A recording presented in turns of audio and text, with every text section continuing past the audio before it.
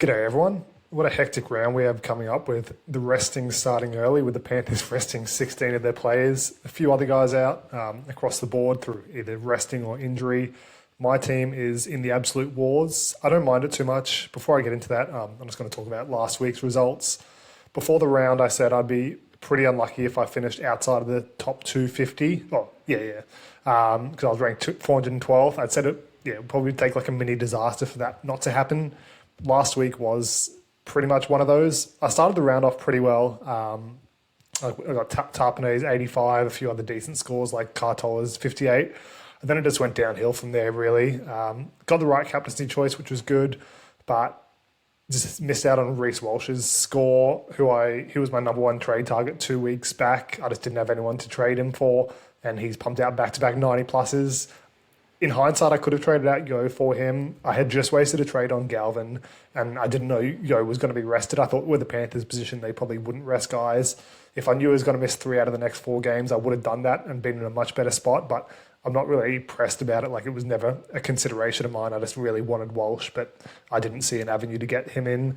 And then Turbo as well, pumping out a 90. I think there were 3 plus 90 point scorers for the Manly team last week. It was crazy game. They looked really good for DC's 350th, I think it was.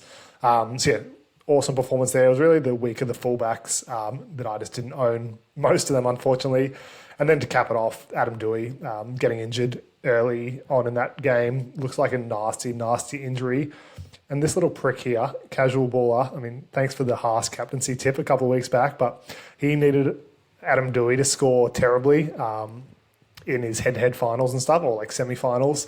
He's like, I hope Adam Dewey gets injured in the first 10 minutes. And I think he literally got injured in the first 10 minutes. So he passed his concussion, but cheekbone, jaw, who knows, bit of everything. Apparently he's out for like 2-3 months. So shout out Casual Baller for that one. But nothing you can do. He was quite heavily picked up as well last week, as he has been over the last couple of weeks. 7.9% picked him up. So super unlucky there because he's obviously been on fire and I managed to pick up most of them. I think I played Latu over him for his 85, which is a bit annoying, but yeah, just not great there. So I got a 991. I think par was 1,025. So yeah, really dropped the ball last week. It's okay. Like, it is what it is. Dropped 81 ranks, but it's okay. I thought I was going to have a good week, especially not owning any Sharks guys, but it's just never the way fantasy goes, unfortunately. But yeah, nothing too stressful there. Looking at this week, yeah, there's a lot of chaos everywhere. Like, a lot of teams are battling. Thankfully, I have 2 trades in the bank, but just looking at this, like, I am cooked. So I've got 6 guys guaranteed out, plus Payne Haas maybe missing as well. We're not sure what's happening there. Apparently, he's got the flu. I would expect him to line up. Like, the news was yesterday, I believe, that he wouldn't be playing with the flu. Not that he wouldn't be playing, that it was in some doubt with the flu.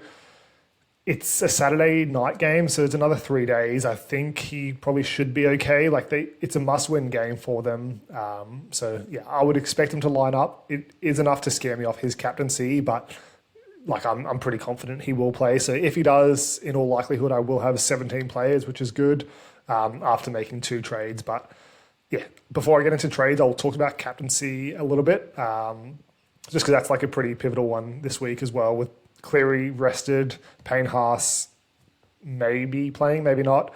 It's enough to scare me off. Payne Haas as captain. He's not even in my considerations at this point. Terrell May is the obvious one that I think will probably be like 60-70% captain, which makes a lot of sense. He's one I'm certainly considering, but I don't think I'm going to go that way. With my rank dropping a little bit lower than I would have liked, like, it's a little bit of a disappointing season for me. Like, and there's only 2 rounds to go. There's a bit of chaos. I think I want to go against the safety net. Like, I'm not going to finish first. I'm not going to finish top 100. I think, how many points am I on? I'm on 22,854. I think I'm just over 100 outside the top 250. Yeah, 104 points outside the 250. So I'm not going to make too much noise. I'm kind of keen just to have a bit of fun with it now. It might destroy my end of season rank, which isn't great, especially for having a YouTube channel. Like, you probably want to finish as high as possible. Like, I'd like to beat the other content creators and stuff like that, but that's not my goal. Like, I don't care if those other guys beat me necessarily, like, as long as I'm giving you good advice. So I'm not too pressed as to what my end overall rank is. And yeah, like I said, I just kind of want to have some fun with it. So Obviously, the game tonight, the Bulldogs are about $1.04.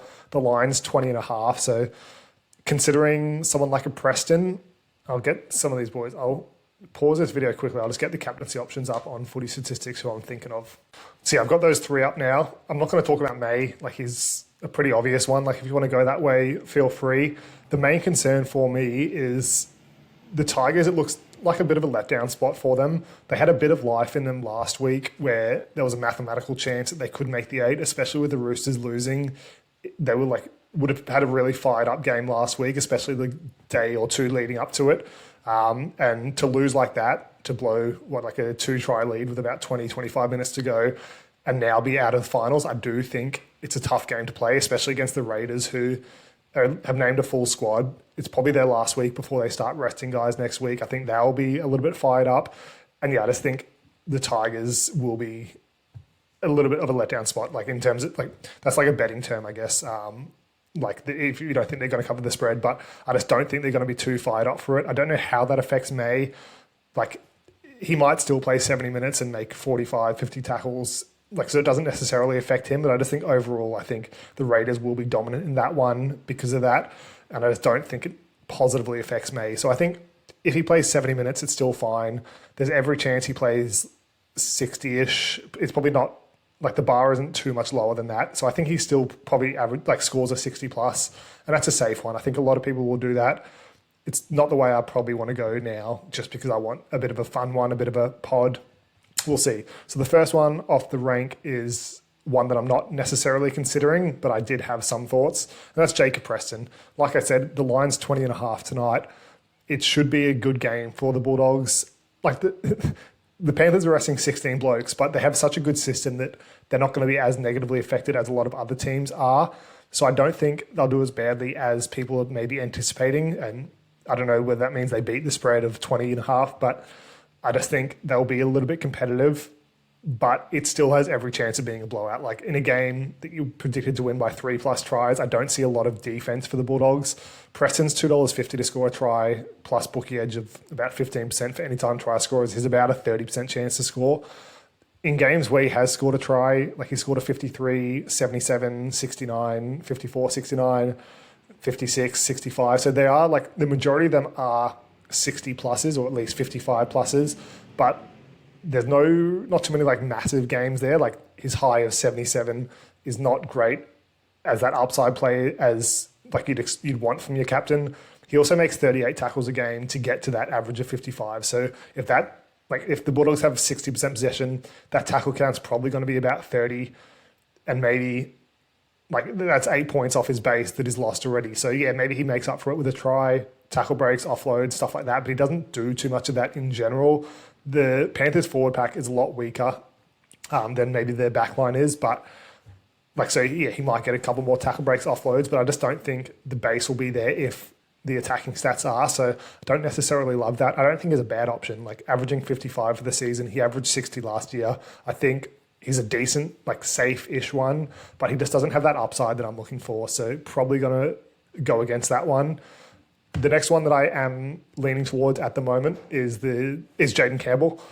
He's obviously been on fire the last month and a bit with 5 scores with a low of 58, but he also has that upside of 103. It's a Sunday 4 p.m. game, I believe. Usually day games are higher scoring than night games. The line is 53.5 for the over-unders there, so there's going to be a lot of points in it. I think the Dolphins are like 3.5 point favourites at the moment. So yeah, I don't know whether I want my captain to be on an underdog, like an attacking captain to be in an underdog team, but I just think it'll be so free flowing. I think there's a lot of potential for points, and Jane Campbell's usually involved in them. Plus, he has the base in general. So even if he's not involved in all or most of the tries, he still has that kick meter base.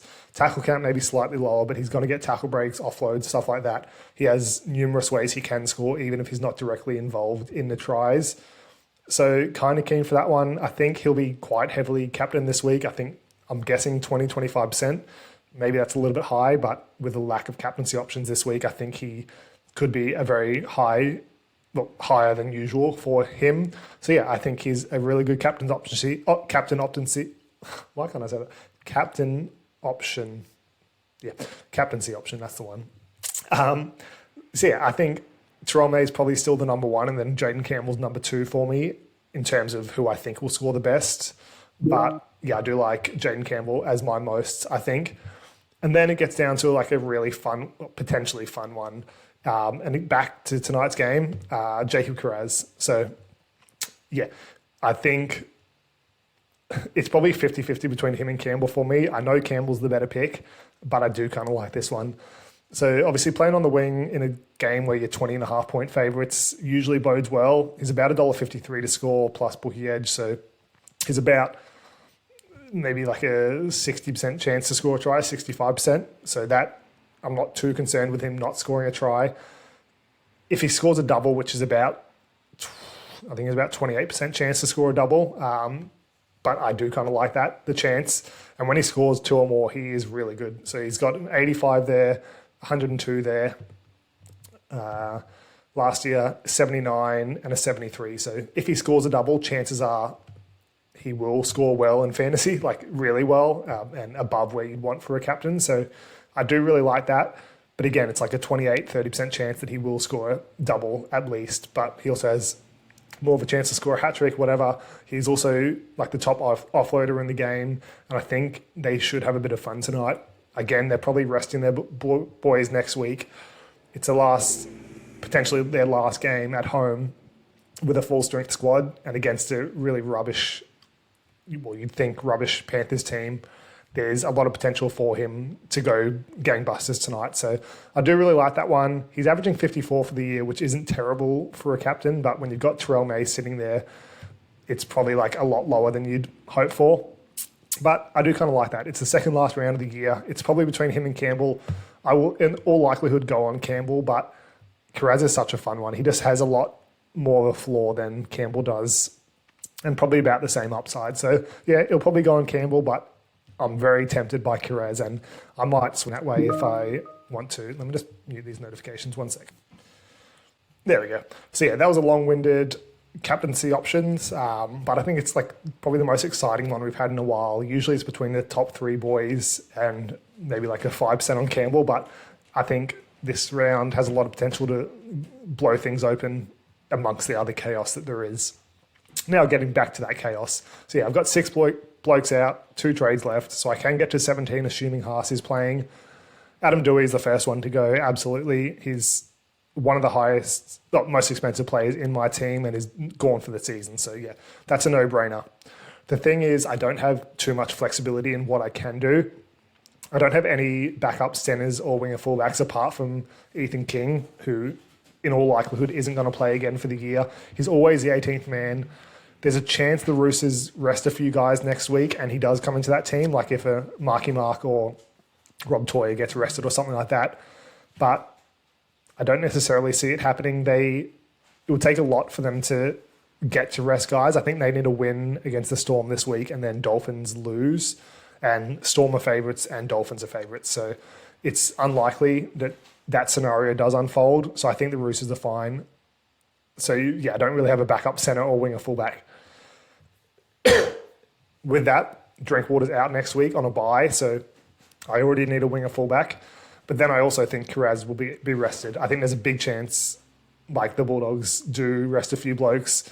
All they have to do is win tonight and they can't move up or down. And yeah, like I said, they're like 20.5 point favourites. So there's a big chance they do rest. I don't know what that means. I don't know if like they're going to rest 16 blokes like the Panthers are. I can't imagine so. But you would think their bigger names will get rested. So that includes Kiraz to me. Might not happen, but if he is out, I'm going to be playing man down, even if I have 18, 19 players in general, which I won't have because there'll be a lot of restings. But yeah, I don't want to put myself in a position where I can't get to 17, even if I have 17 players available, if that makes sense. So definitely need a winger fullback to cover for Drinkwater next week. And I wouldn't like to get a centre, but I think I'm going to get a centre just to... Bambi. Sorry, that's my cat going crazy.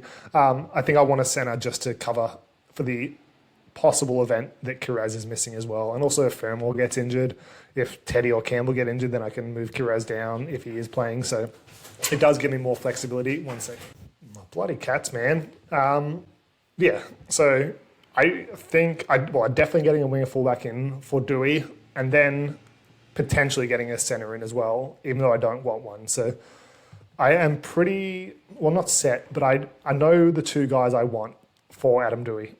Sorry, like as in my winger fullback position. I'll go down the list here, but Reece Walsh is the number one. He's who I wanted 2 weeks ago. I just didn't have a trade candidate. I was leaning quite heavily against him with Adam Reynolds likely back this week when he was named in number 22, but NRL physio said he re-injured his hamstring at training, so he's out for the next 2 weeks. So that does put Walsh probably as my number one guy now, but he did lose goal kicking last week to Ben Hunt after missing a few. Most of them hit the post, so I would expect him to line up to be goal kicking again. And yeah, I do really like him without Adam Reynolds, just in general as well. Last year without Reynolds, he averaged 58.8. That was with like 5 tries in 5 games, but also with the goal kicking gives him a boost. And then obviously we know what he's done this year with the 94 and 91. So it does hurt a little bit to buy him on the back of those 2 games. He does have a soft draw against the Cowboys this week and then potentially restings for Melbourne next week. I would expect the guys who didn't rest this week to rest next week. So Munster, Pappy, maybe Wishart, who else? Who knows who else? Maybe Trent Liero, whoever's not resting, who are the bigger names. They've got Eli Katoa out this week. Also Harry Grant out for the next 2 weeks. And then Jerome Hughes is likely to be back next week. So yeah, it's not the softest draw next week, but it's not a formidable Storm team. So it's an okay draw, especially this week. And if Reynolds is out, he probably gets goal kicking, gets that boost of kick meters in game, and is just in really good form. So yeah, I don't really have too much to say against Reece Walsh at the moment, but there's another guy who I really want, and it's Trey Fuller. He would be my number one choice, but apparently Herbie's back next week, and that probably just shifts Hammer back from centre to fullback, and then Trey Fuller maybe the bench. If Herbie wasn't back, I would almost certainly be getting Trey Fuller. He's been okay this year, like a 55 and a 37, but last year, playing 80 minutes, he was unreal. Average 56.9 without too many tries. Like, he gets so many tackle breaks, so many run meters. They've got a really, really soft draw as well. So, like I said, the over-under is about 53.5 against the Titans this week. I think that will be a really exciting attacking game. So I would love to have Trey Fuller. Then Canberra next week, who should be resting a lot of their guys as well after locking up the number 1 spot. So, or at least a top 2 spot. So yeah, really, really want Trey Fuller, but I don't want to put myself in a position where he's going to be out next week or off the bench if Herbie is back. And I don't know, like it.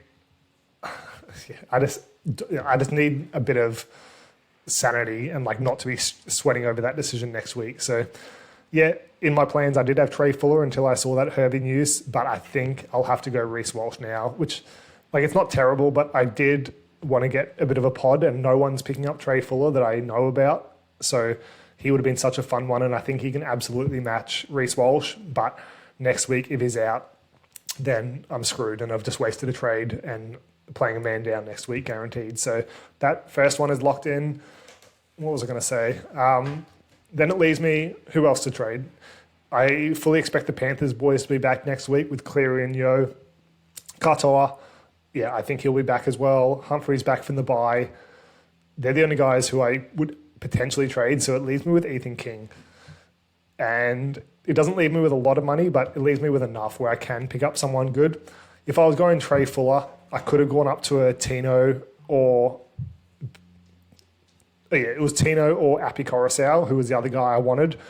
I probably would have gone Api Coruscant, but then I realised I needed a centre, and I think I'm just going to get a centre just in case Kiraz is out, just to give me maximum flexibility. I do really like Api Coruscant because he's goal kicking now with Adam Dewey out. And yeah, I think he's a really good trade in that not too many people are talking about as well. And it would have been so fun to have those 2 pods, but it's not going to happen for me. I just need a centre and I can't risk Trey Fuller now. So yeah, I'm going to have to go back to pretty standard ones. Like it's not too exciting getting Reece Walsh in. Like he's a good player, but he's going to be so highly owned. So don't love it, but it's what I'm going to do. In terms of Oh, don't tell me I can't afford him now. Oh, can I not afford him with Reece Walsh? That's so annoying. Let's see. I'm 1K away. That is so annoying. I wanted Zach Lomax. So, yeah, he was my number one choice at centre.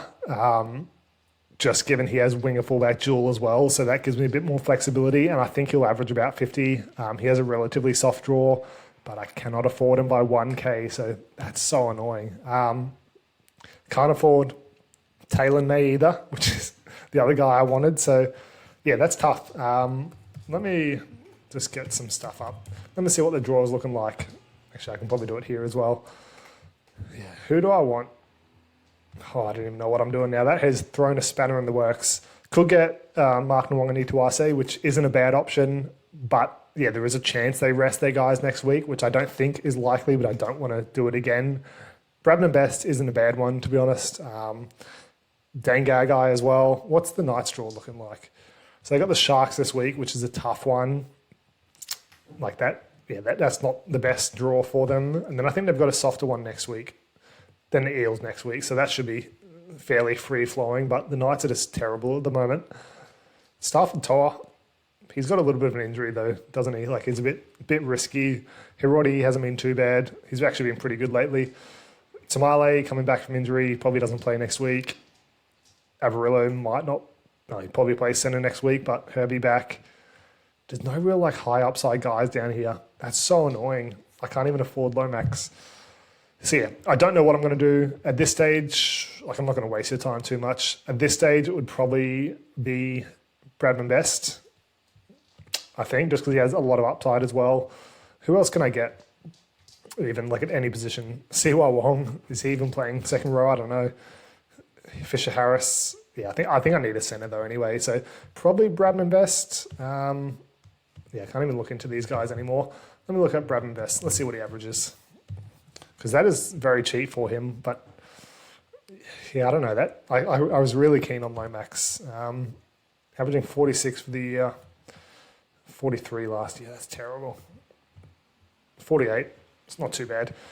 Yeah, we'll see. It's probably him at this stage, but I'll get back to the drawing board on that one. So that's me for my team. I can't loop or anything like that. I think like a lot of teams do have this chaos. Like obviously Harry Grant out as well, Edwards, Yo, Cleary, Ellie Katoa. There's a lot of guys missing, but like chances are you're not missing 4 or 5 of those guys. You're probably missing 2 or 3. So if you got trades, you can definitely get out of that. Some teams will be playing like a weaker 17. If you get to 17, like you might have a Talon De Silva playing, King Tongia if you have him, stuff like that. So I do kind of expect to make some ranks this week, but I don't know. Like I don't know what's going to happen. If you have less, I'll talk about scenarios based on how many, like assuming you have trades left. So if you got 16 or less players, make a trade this week to get up to 17. Like we don't know what's going to happen next week. I would assume the Raiders will rest some guys. So Tarpany, Fogarty, they'll probably rest. Bulldogs, I fully expect. Preston, Kiraz, the popular ones, they probably get rested, or a 50-50 chance of being rested next week. The Storm boys, like I said, whoever's not getting rested this week will get rested next week. That's probably about it for teams I would expect. I think the Panthers boys will be back. I think the Storm boys who are resting this week will be back. And then the rest is just going to be determined by results. So I think they're the main teams that will be rested, but we just don't know anything yet. So I think if you have trades in the bank and you don't have 16 playing this week, I would absolutely use those trades just to get to 17 this week for guys that are also playing next week as well, like or that you would expect to play. Like, yeah, I just think use your trades this week if you have any in the bank. Ideally, you'd save one for next week, but this round is more chaotic than we probably imagined. So yeah, just use your trades. If you have exactly 17 players, I'd just do a safety loop for guys in the earlier games. Probably either the guys you expect to score the worst or have the worst downside, or guys that are 70, 80, 90% owned that do have a little bit of downside. That would ordinarily be a Kiraz, but I probably wouldn't even safety loop him in tonight's game. His floor is probably 30s to 40s now, given the way they're lining up.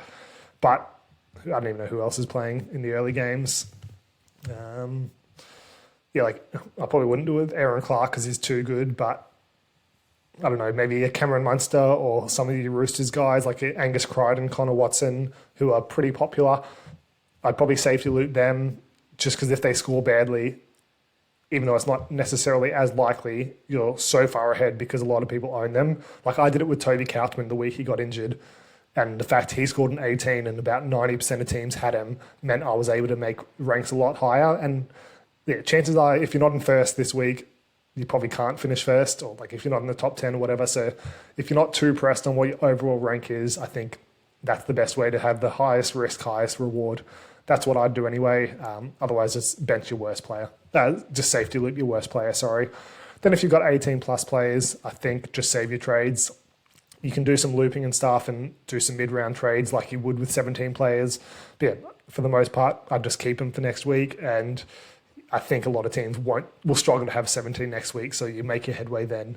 But yeah, it's a pretty standard round for trading. Like a lot of guys, Nico Hines as the number one trade, and that's pretty crazy. I'd be a little bit cautious of Hudson Young, given he's probably going to be rested next week, especially like still carrying that injury.